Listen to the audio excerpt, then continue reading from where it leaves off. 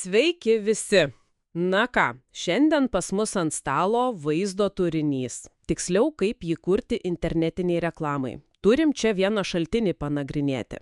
Taip, Ir atrodo, kad 2025-aisiais video jau seniai nebėra kažkoks papildomas dalykas, ar da? Tai tiesiog, kertinis įrankis. tikrai taip, būtent.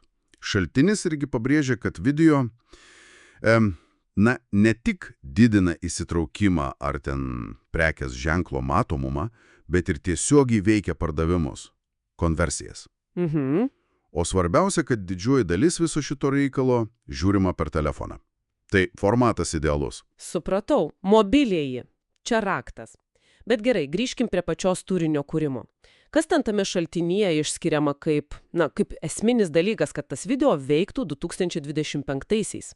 Žinai, kas įdomiausia? Tas autentiškumas, tikrumas. Aha, Atrodo, žmonės pavargo nuo tų tokių, tobulai nupoliruotų klipų. Nori natūralumo. Ir tai kuria pasitikėjimą. bet turbūt ne bet kaip filmuota. Va čia ir yra tas kabliukas. Kokybė vis tiek super svarbi. Garsas turi būti aiškus, šviesa gera, montažas tvarkingas, profesionalumas matosi. Tai reikia rasti tą balansą tarp tikra ir kokybiška. Supratau. Ir, aišku, trumpumas. Ypač soctinkluose. Ten tos 30-60 sekundžių dažnai veikia geriausiai. Greitai ir aiškiai. Būtent. Ir turi įtraukti per istoriją, emociją, ir pabaigoje aiškus kvietimas veikti. Tas CTA. Ką žiūrovas turi padaryti? Sužinoti daugiau, užsisakyti. Reikia pasakyti. Tas balansas tarp tikrumo ir kokybės – įdomus iššūkis. Ypač kai, verslas samdo agentūrą tam darbui. O ką dėl pačių formatų? Šaltinis atrodo minikreilis, kaip verslui susigaudyt. Na taip, ten yra keletą tipų paminėta. Produktų demo parodo, kaip veikia. Logiška. Klientų atsiliepimai – čia aukso vertės dalykas. Socialinis įrodymas. Tikrai. Tada tie mokymojai instrukciniai video. Kaip naudotis, pavyzdžiui. Kuria vertę, rodo, kad išmanai. Aha. Įmonės užkulisiai, interviu su komanda. Tai ta žmogiškąją pusę parodo. Ir tie trumpi greiti video soctinklams. Tai kaip tam verslo savininkui, kuris, užsako paslaugą, suprast, ko jam reikia? Iš esmės, reikia labai aiškiai žinot tikslą. Ko mes siekiam? Žinomumo, pardavimų, edukacijos. Ir kas ta mūsų auditorija? Tada jau kartu su kūrėjais galima parinkti formatą. Logiška. O technologijos? Minit ant šaltinis ir dirbtinį intelektą ir tą vertikalų formatą? Kas čia svarbu? Kas čia įdomiausia, tai tas DAI vaidmuo. Straipsnėje užsimenama, kad įrankiai kaip Adobe Express gali padėti ne tik greičiau montuoti, bet ir kurti labiau personalizuotus video, pritaikytus konkretiems žmonėms.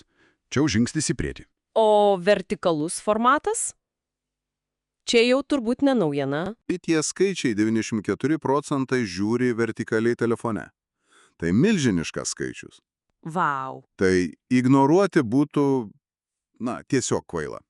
Reiškia, prarandi didžiulą dalį auditorijos, tai jūs sakant video tiesiog privaloma reikalauti ir vertikalios versijos. Būtina. Supratau. O pats procesas. Nuo pradžios iki galo, ką reikėtų žinoti tam pačiam verslo atstovui, net jei viską daro agentūra? Kad galėtų, kontroliuoti ar bent suprasti? Procesas pagal šaltinį gana aiškus. Pirmiausia tikslai. Ir auditorija. Kas, kam, kodėl. Be šito niekur. Tada idėja, scenarijus, po to jau filmavimas, prisimenant tą autentiškumą ir kokybę, montažas, kur ir tas DA gali pagelbėti, ir galiausiai publikavimas. Ir čia labai svarbu SEO optimizavimas. SEO video. Papasakok plačiau. Taip.